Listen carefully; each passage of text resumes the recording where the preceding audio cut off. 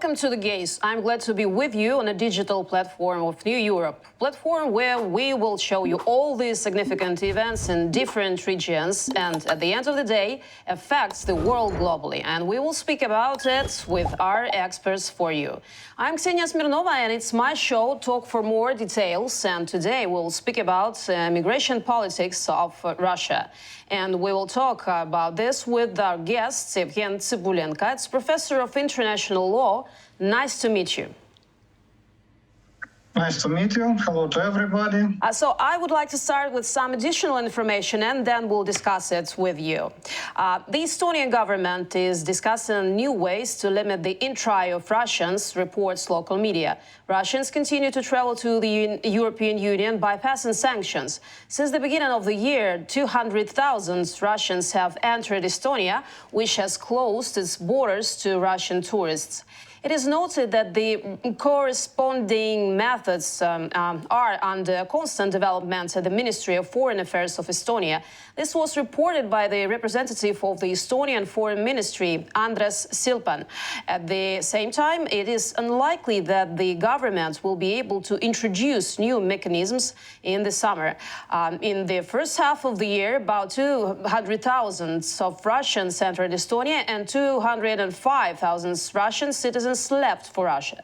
The country has closed its borders to Russian tourists, but they can enter Estonia from any Schengen country. Those tourists who visited Estonia mostly had a residence permit or were visiting relatives. The number of visits to European countries by Russians has significantly decreased. Earlier, the France 24 TV channel reported that 95% fewer Russians visited Paris this year. The other 5% are wealthy tourists who managed to travel around these sanctions. So I want to ask you the first question, what is the real situation with the migration story of Russians to Estonia? I mean, both the touristic visits and a temporary stay, like it happens right now, we can observe in Georgia, for example. There are lots of men who escaped from their country because they don't want to take part in war in Ukraine. So do you know the real status and number and future of these Russians in Estonia? Who are these people? Well, actually, Estonia was among the countries who immediately after the full-scale invasion to Ukraine prohibited to enter to Estonia to Russian citizens with tourist visas. Originally, it was only for people with visas which were issued by Estonia, but later it was also extended for all Schengen visas. And actually, it was also coordinated with other countries bordering Russia, like Latvia, Lithuania, and later Finland. So basically now any Russian tourist with Schengen visa could not cross Estonian border. Actually, indeed, technically they can do it through other European countries because the full prohibition was not launched within entire European Union, unfortunately. So they can do it through, for example, Georgia, then they can go to, let's say, Germany, and after that, they can travel around the Schengen zone. Meanwhile, it's not possible for them to do from the border with Russia. And actually, it's a still very significant achievement because majority of tourists, of course, they are crossing the border through the border between Russia and Baltic states, Finland, by cars, by buses. It was pretty cheap and affordable. So then you need to go via Turkey or Georgia to Germany, for example. It's much more complicated, much more expensive, and because of that, the number decreased dramatically. Of course, in that general prohibition, there were certain exceptions. In particular, there were exceptions for people who were involved in the transportations, for example, drivers of the lorries. There were also exceptions for the close relatives, and it was an exception for humanitarian requests. For example, if a person needs urgent surgery or other medical treatment. And of course, in addition, any Russian who is in real opposition with Putin regime, he or she can always claim political asylum in Estonia, and that request will be proceeded according to the refugee law rules. Indeed, we should understand that since Soviet occupation of Baltic states here, there is a pretty big Russian diaspora. Estonia did not provide automatically citizenship for all former Soviet citizens. Only direct descendants of the people who were citizens of Estonia between First and Second World Wars, then Estonia was an independent country, was not occupied, only they received Estonian citizenship automatically. Also people who supported Estonian independence, there was also a possibility to get citizenship by simplified procedure. All other people were requested to pass the regular naturalization procedure. That's why there was a certain number of people without citizenship, because Soviet citizenship disappeared naturally after the collapse of Soviet Union. And they respectively had a choice to obtain Estonian citizenship, to remain with stateless person status, or to obtain the citizenship of the other countries. So we can say that local Russian population, they divided more or less to one-third parts. One-third was naturalized with Estonian citizenship. More or less one-third remained stateless, and let's say one-third got Russian citizenship, some people Ukrainian citizenship as well, Russian mostly. And of course, with people with no citizenship or with Russian citizenship, they have resident permits. Very often it's long-term residence permit. And of course, as a people with residence permit, they have a possibility to cross the border with Russia. And actually, the now majority of the people which you mentioned in the beginning of our discussion, it's exactly people with such residence permits. It's not people with Schengen visas, tourists, something like that. It's mostly people who live here with residence permit and visit Russia. And very often they can travel to Russia and back several times. And of course, it's multiplying the statistics. So actually now the number of Russian people who cross the border is not so big as it was before, it's for sure. Numbers decreased dramatically, and as I said, it's not tourists or something like that. Also, Estonia was very clear that it will not accept people who try to escape mobilization in Russia. So such people were not admitted because it was absolutely clear security risk. I mentioned Georgia, and indeed it's a very sad example. And Russians went to Georgia. Now, by some evaluations, up to 10% of Georgian population already. And as it's usually happened with Russian diaspora, they don't want to integrate to the society. They organize kind of enclaves. There are already even several examples when Russians organized illegally schools for Russians in Georgia, etc. And of course, we should understand that the fact that person does not want to go to the army doesn't mean that person does not support the war itself. Yeah, sure. It simply means that he simply don't want to go to the front. And actually, we should clearly understand that Russian society it's a very ill society. So it's years of the negative selections which were happening, even centuries, starting from the Ivan the Terrible. If we look to the history, then basically the entire Russian society was targeted to full ignorance of human dignity, later human rights, human life in general. And I will give you a very simple number.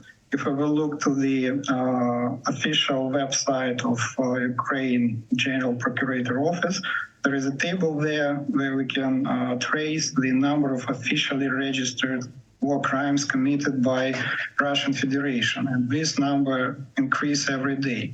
So currently it's approximately 96,000 officially registered war crimes. I repeat this number. 96,000, almost 100,000 war crimes, and we should clearly understand that it's only war crimes from liberated territories, the occupied territories, or from the people who managed to escape from the occupied territories. We can only guess what's happening on occupied territories, but Clearly, the number of war crimes are tremendous there. Even you can see mass graves near Mariupol from the satellites. So that's why this number, almost 100,000 war crimes, could be for sure multiplied at least for 2 or for 3. Yeah. So I would like to get back a little bit to the Estonian situation right now. You mentioned Russian diaspora, and I wanted to ask you how the situation and how these restrictions really affected on their behavior. I mean, knowing that in the Baltic countries there are lots of Russian-speaking groups of people that were behaving kind of independently, even in the state, not knowing the language of the state and having their own points of view on the geopolitics and so on. Because from even my communication with some people in Lithuania, I was very surprised that they really don't even have an idea to learn the language, the Lithuanian language. So how have the restrictions now during the war changed the situation with this group of people in Estonia, and how your government, through the legislative departments, affecting the situation?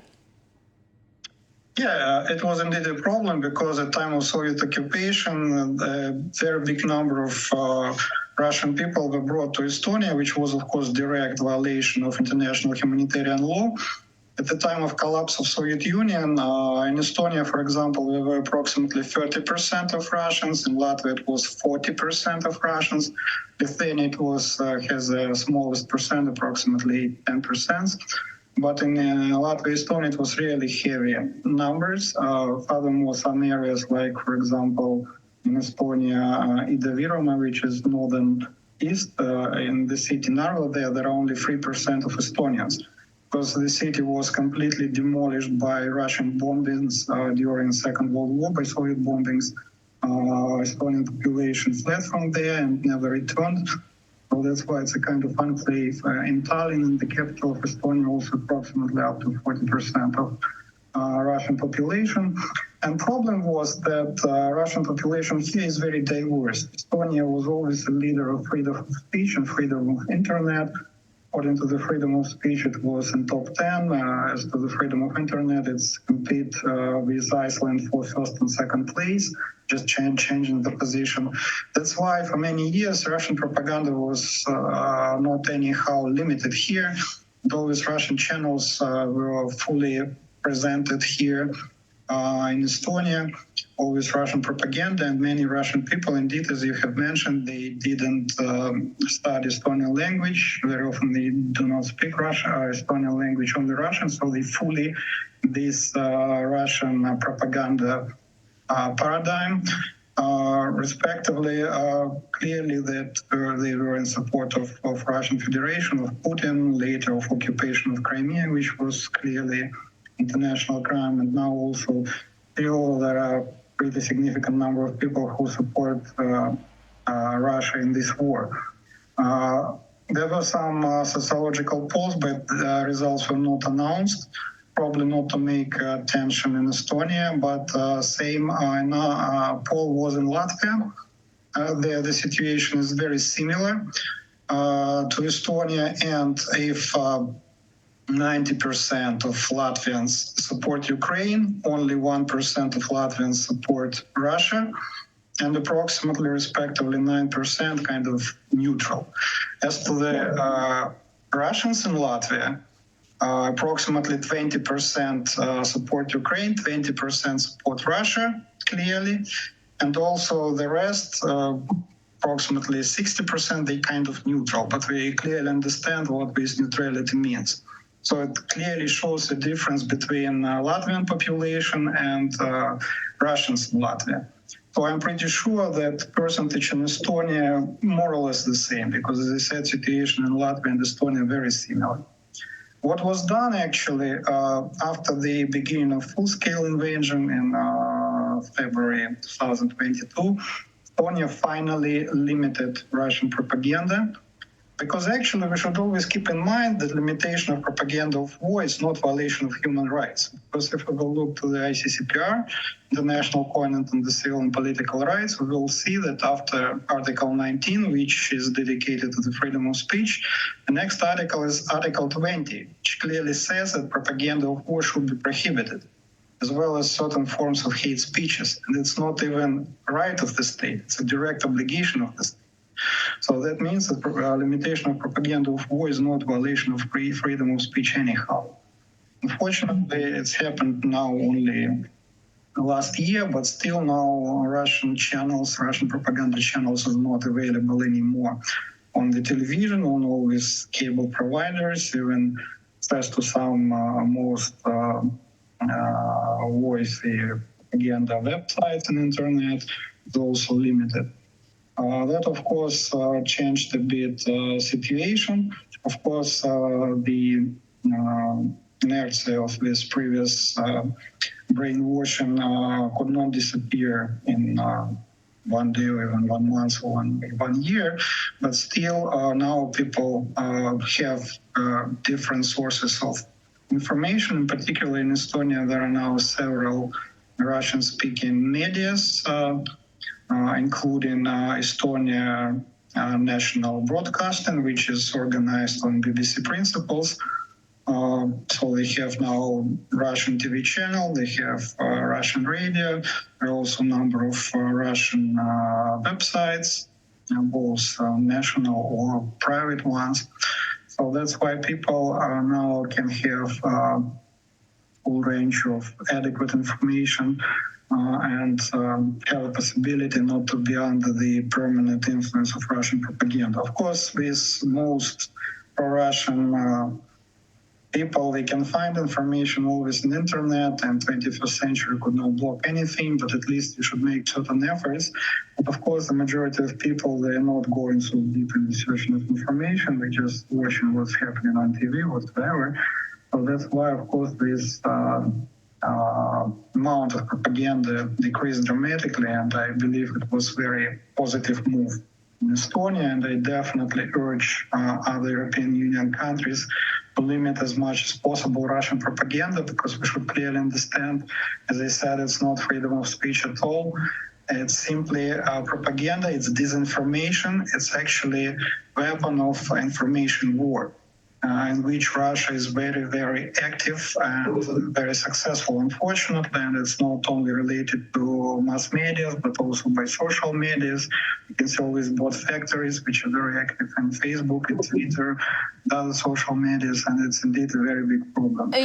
Except for the effects on the population of the Baltic countries, of European countries, Russia uses so-called soft power to affect the politicians of this country. So next information I would like to add about these situations. Russian special services hold fake rallies in European countries to influence the politics of other countries. This is stated in a journalistic investigation by the Swedish publication SVT.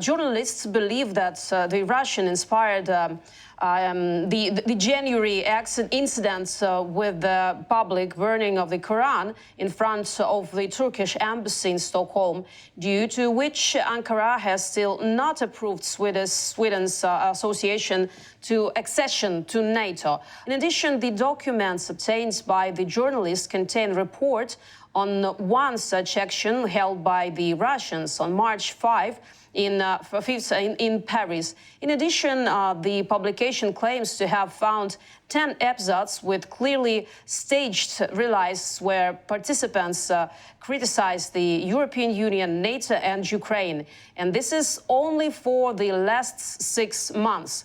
So my question is how politicians, the politicum, I would say, of your country is cleaned from the Russian influence, and how strong the political will is to stop such incidents that I mentioned right now. now from the journalistic investigations?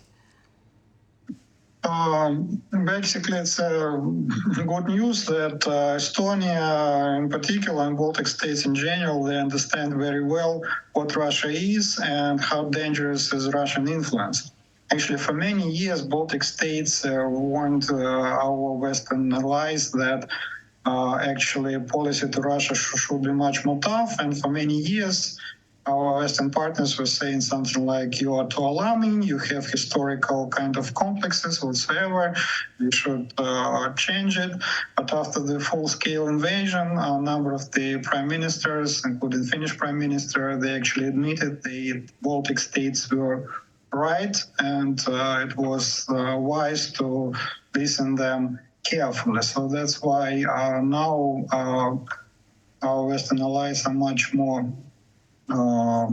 accurate as to our recommendations. And actually, in that sense, there are no clear pro-Russian parties here. There are some parties there. We can find some pro-Russian politicians. First of all, it's so-called centrist party, which in reality is more like leftist populists. There are also far-right Estonian Conservative Party. There also sometimes you can hear some statements which could be more or less in line with Russian propaganda, but it's more or less because as any kind of far-right, they have xenophobic, LGBT-phobic, whatever, and they have kind of similar slogans with Russia. But then absolutely clear movement cause, which means Together, was created just several months ago.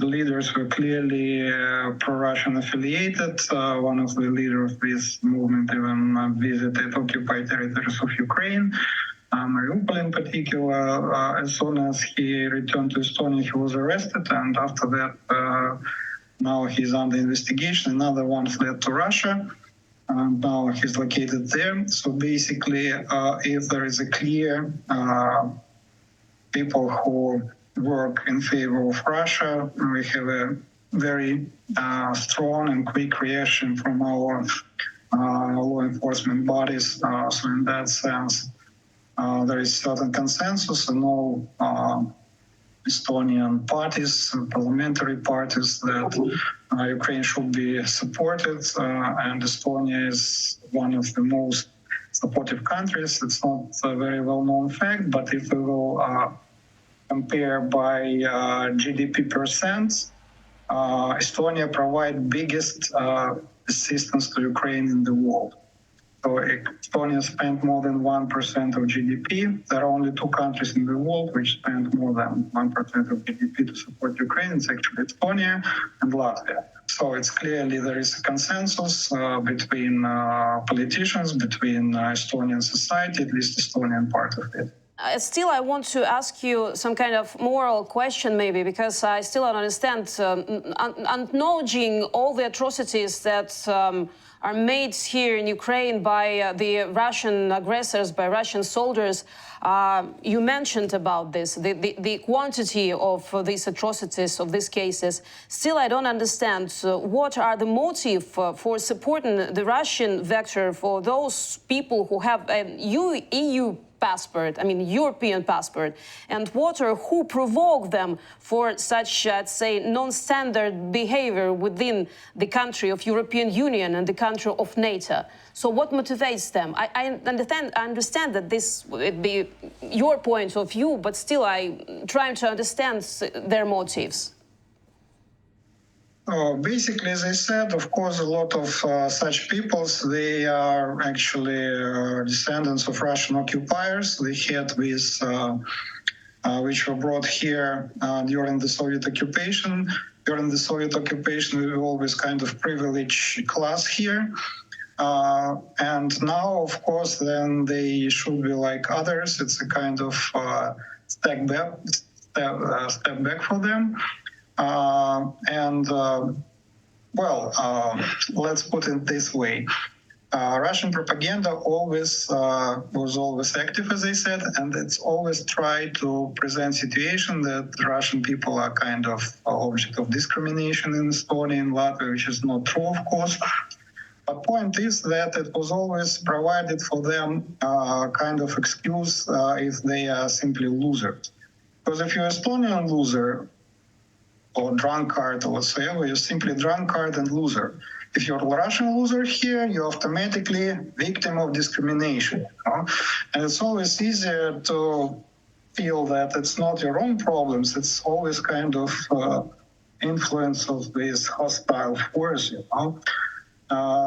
It's one answer. Another answer, of course, as I said, it's very heavy Russian propaganda, as I mentioned before. Before the full-scale invasion, it was fully available in Estonia. But coming back to these numbers of Russian war crimes, I didn't finish my idea. The point is that if I will take this number, if I will take occupied territories, I can easily multiply 2 times, so it's approximately 200,000 war crimes. It's more or less equal to the all Russian troops in Ukraine, which were at least originally. That means that every single Russian soldier, surgeon, junior or higher officer, general, commander-in-chief Putin, they are involved in war crimes on all levels. Conscripts, mobilized, professional army, so regular husbands, regular sons, brothers, fathers. And then somebody saying that it's Putin's war, not Russia war. Of course, it's the most horrible lie which you can hear. And unfortunately, you can hear it a lot, even in Western media. So this number, this figure, clearly shows that it's war of entire Russian people. And it's not simply war of entire Russian people, it's a war of the nation which commit war crimes on all levels, on unprecedented numbers. And it should be very clear for everybody. And we discuss, for example, with visa-free regime, harboring of people who escape mobilization, whatsoever. As I said, Russian society is really sick because of years, decades of propaganda, negative selection, and it's really security threat for the Europe. Because, if you will take the list of war crimes, which you can find in public international law and the law of war, there is no any single war crime which was not committed by Russian troops. Starting from soldiers who simply looting everything from washing machine till used underwear,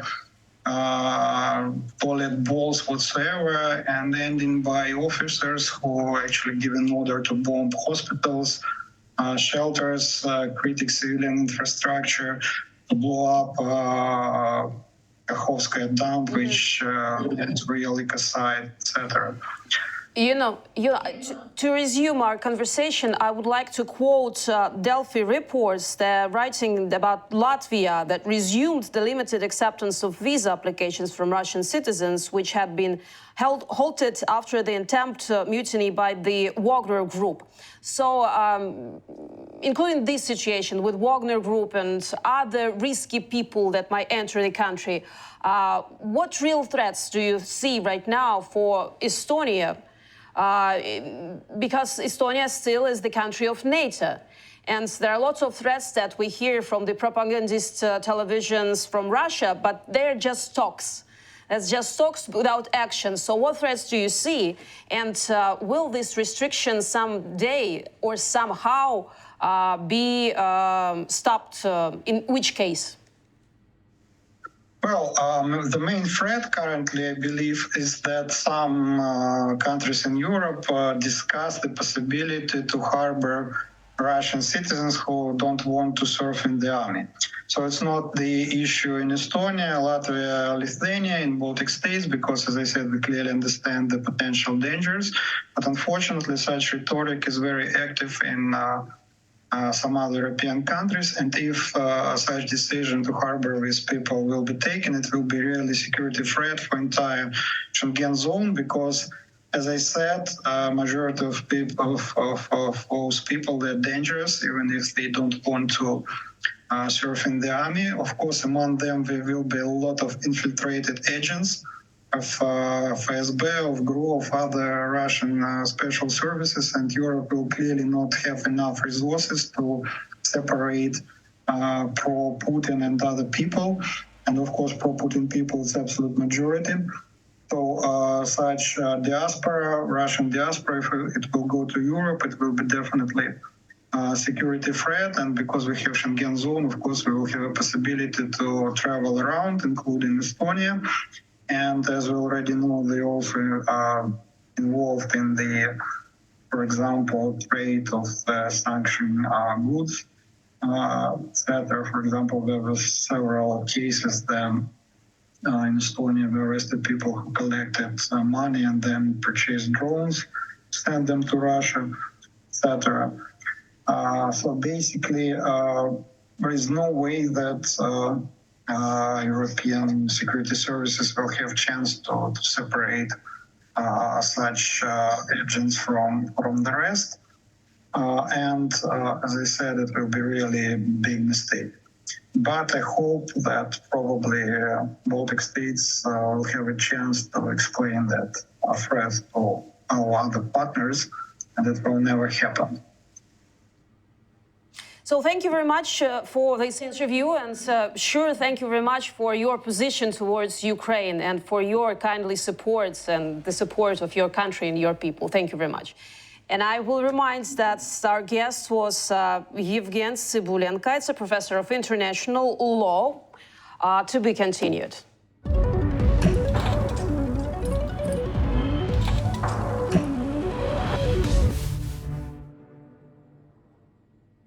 So welcome back to our program, and I'm glad to present my next guest. It's Stanisław Mazur, professor, rector of the Cracow University of Economics. Hello.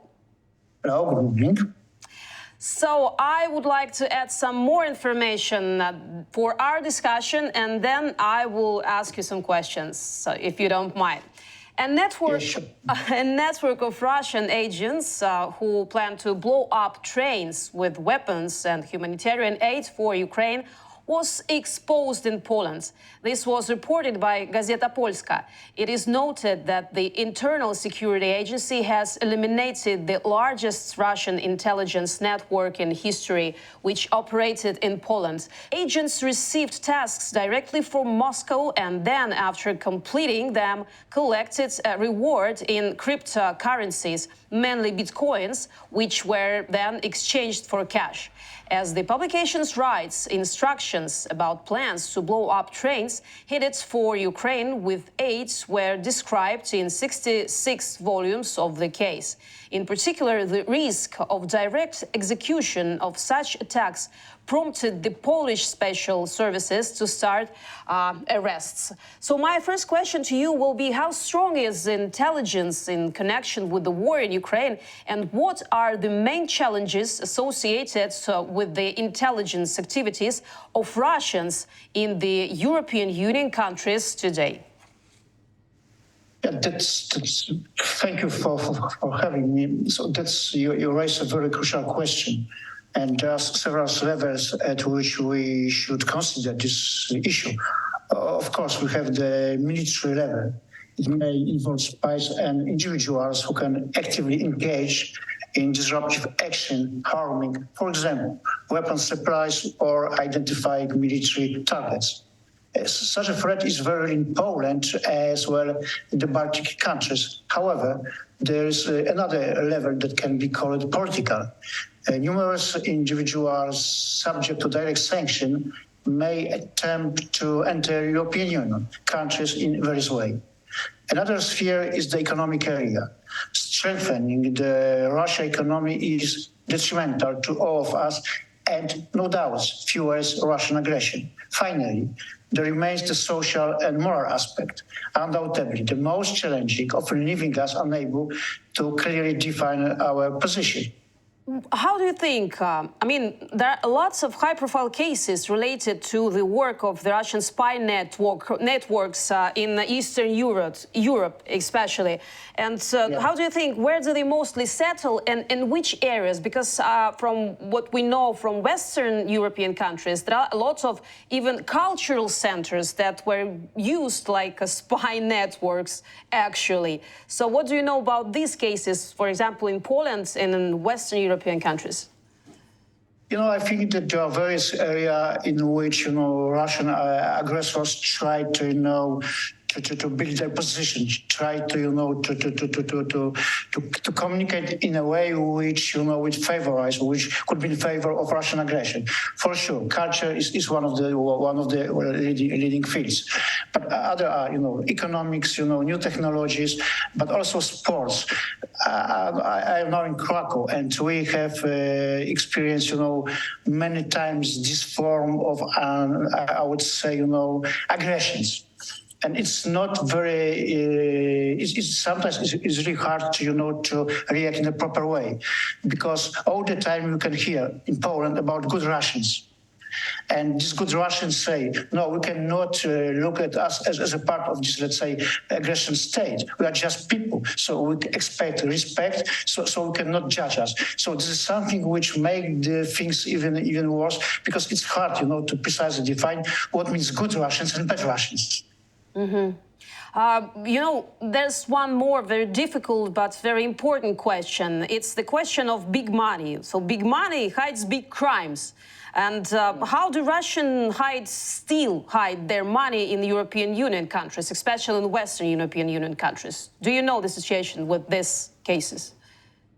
Yeah, you're absolutely right. You have raised very, important question.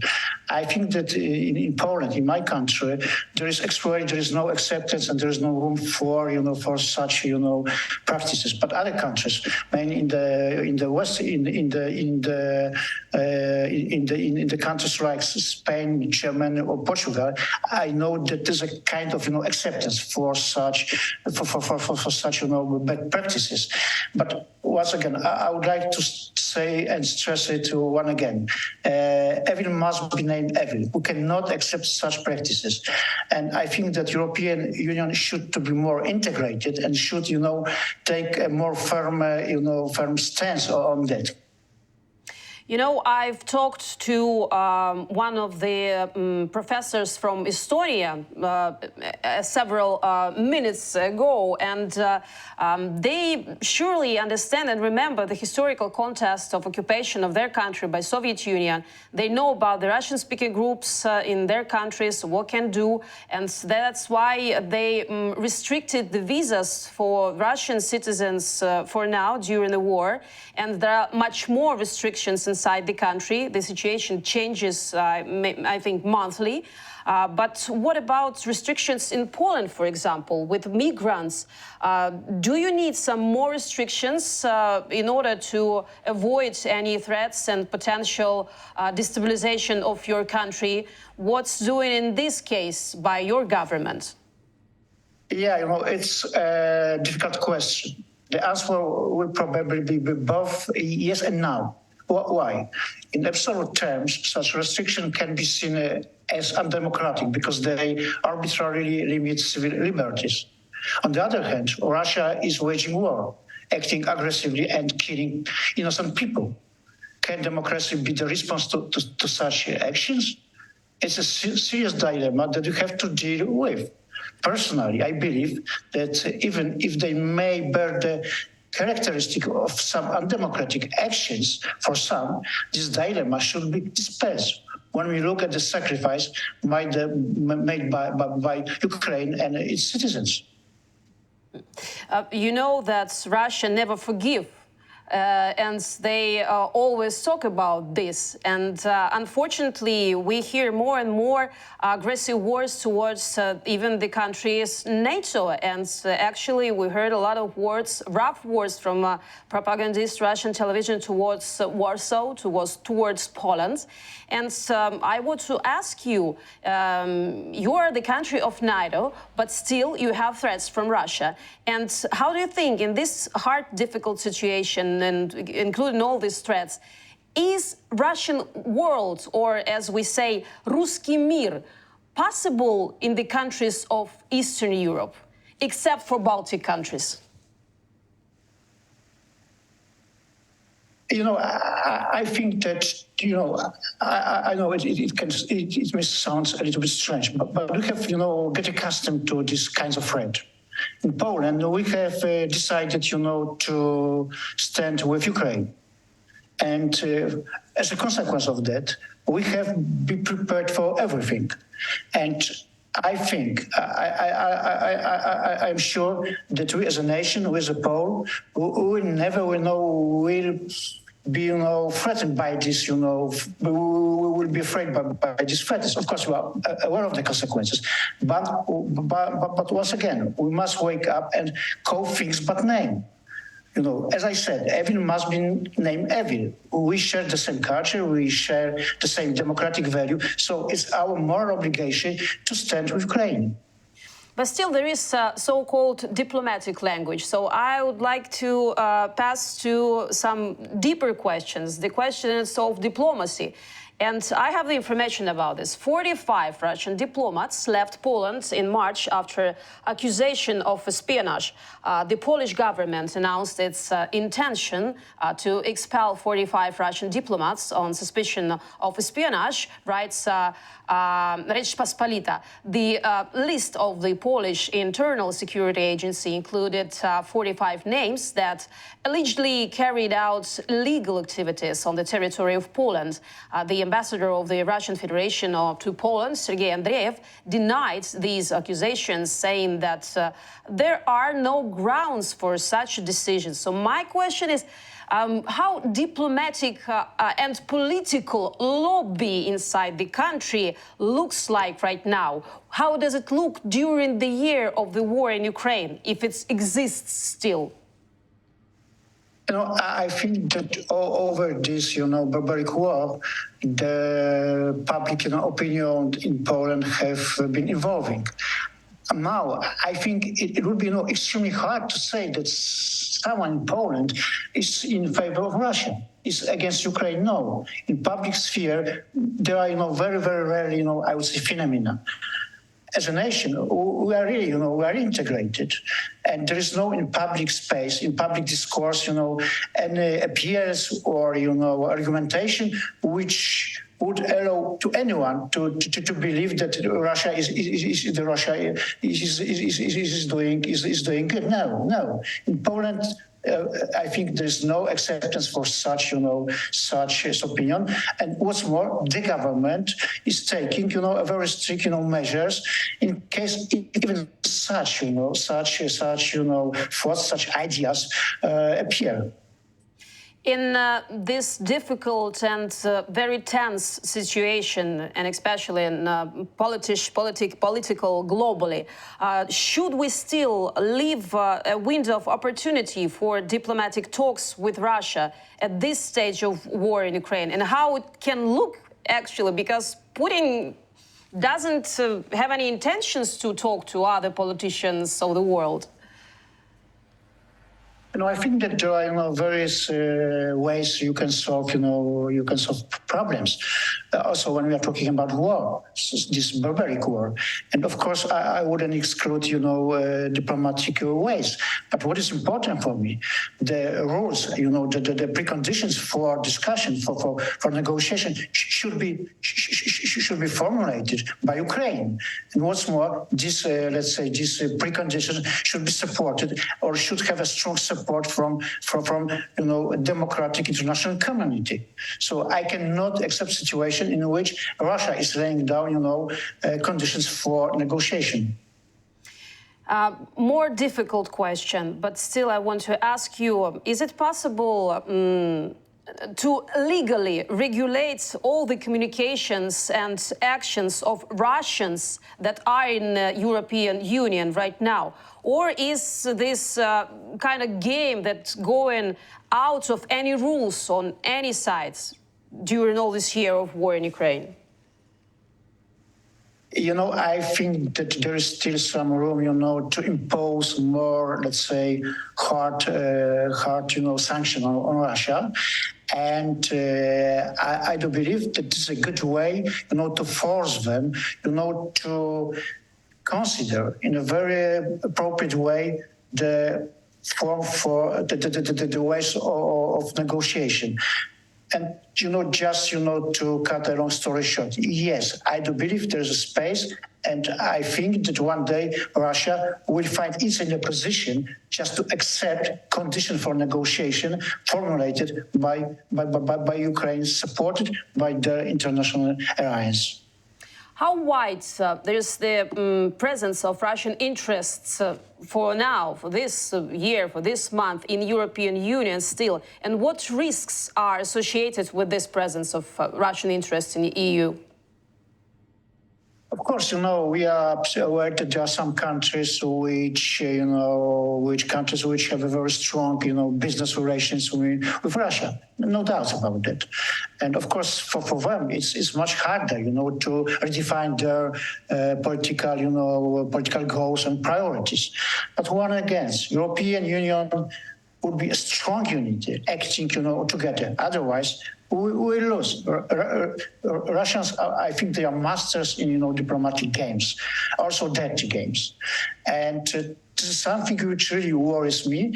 And, it's something which we should take into account. But on the other hand, I think when I look at European Union, that, public opinion, the public opinion is evolving, and, every month, more and more people, also from Western Europe, look in a very positive way at your country, at your fight, and I would say, these people these people admire your braveness and your determination, in war against this Russian aggression.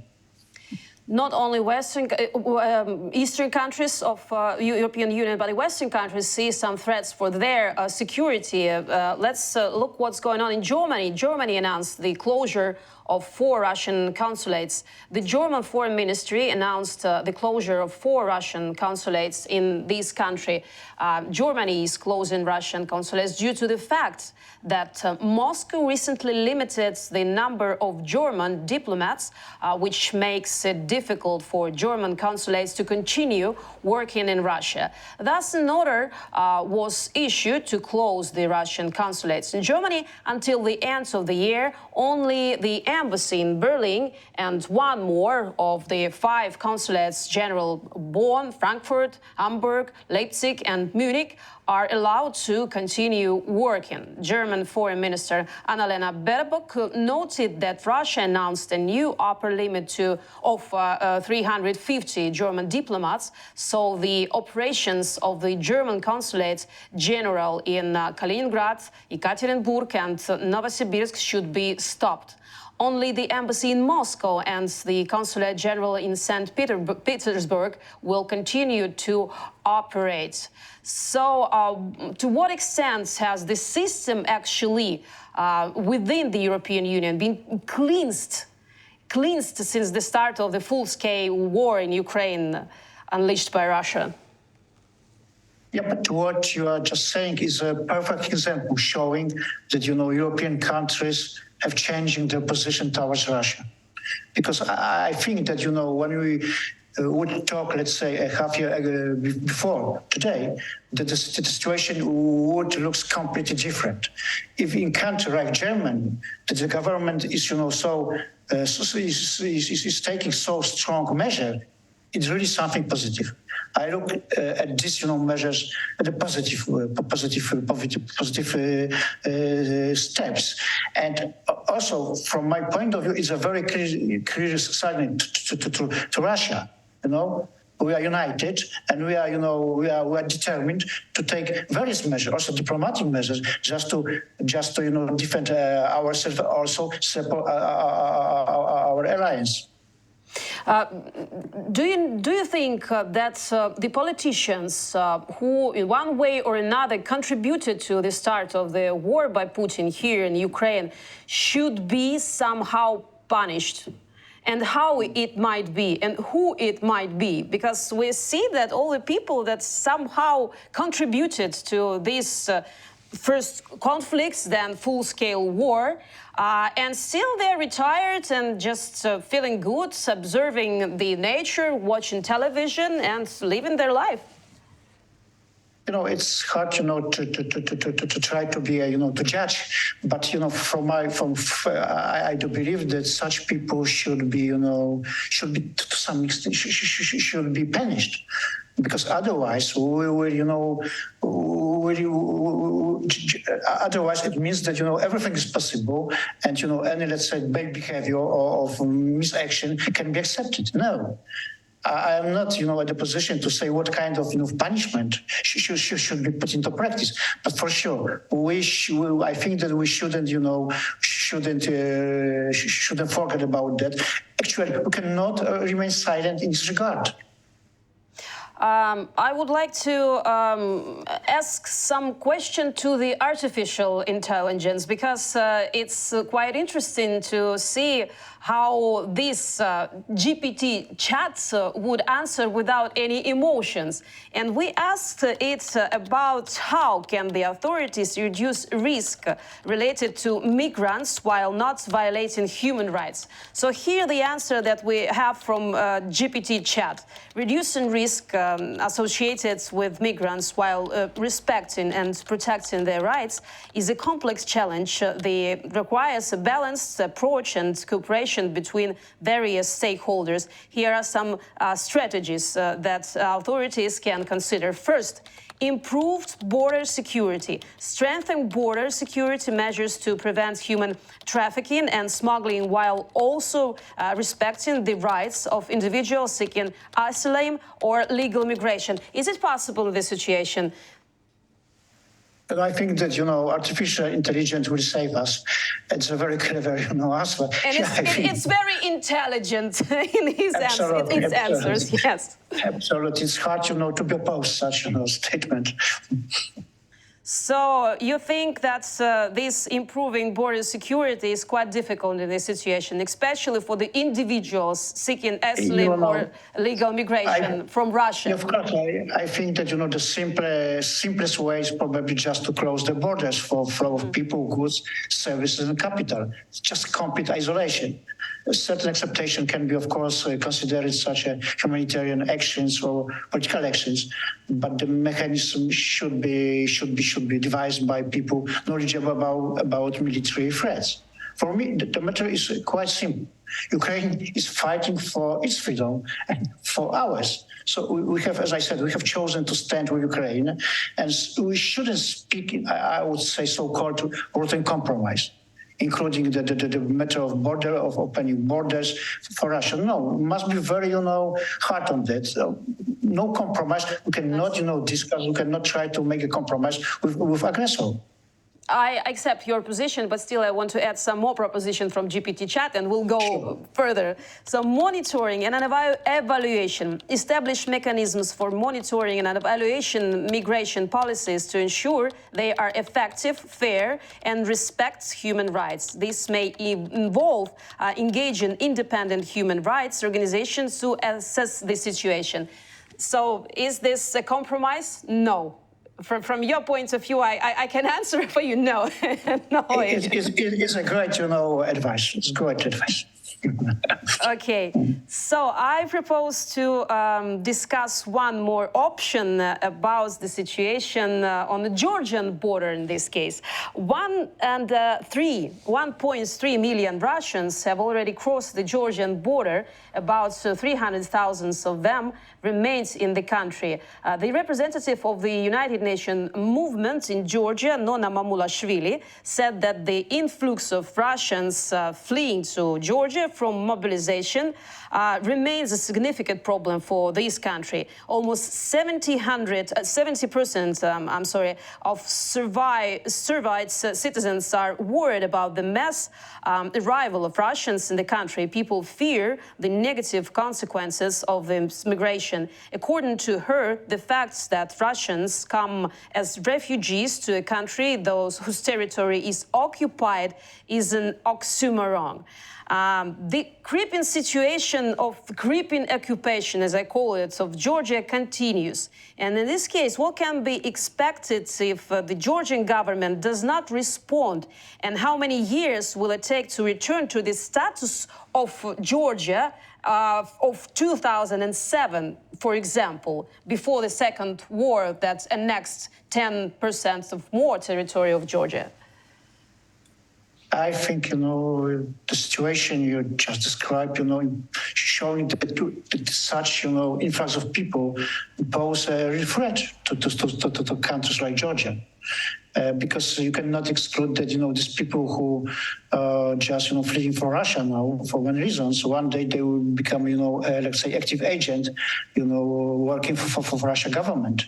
So actually it could, it could destabilize this country. So I think it's not the good answer to this question. Maybe we should, ask our artificial intelligence what kind of advice they would need to offer us.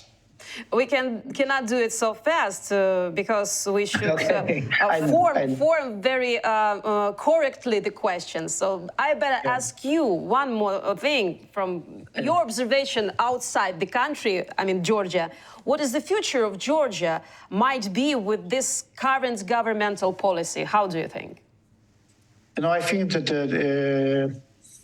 the Georgia government should, run more, let's say, I would say a more cautious policy, because such, huge opening of the borders can create a kind of problem which cannot be, reversed. And so I would advise be more cautious about these immigrants. But as a general answer to your question is, I think I dream Georgia, like your country, one day should be the member of, independent democratic way, both in terms of European Union and NATO. I know it's a long way, but I think there's no other way. So I really keep my finger, crossed for success of your country and other countries like Georgia. We chose Georgia in this as an example because it's very obvious that this governmental policy looks more short-sighted and not strategic for the future of Georgia. And it's understandable, especially because Georgia is occupied by Russia. 20% of this territory is occupied by Russians. And it's a good example how a country makes a step back from the future that people together, I mean, mutually have been building during all these years.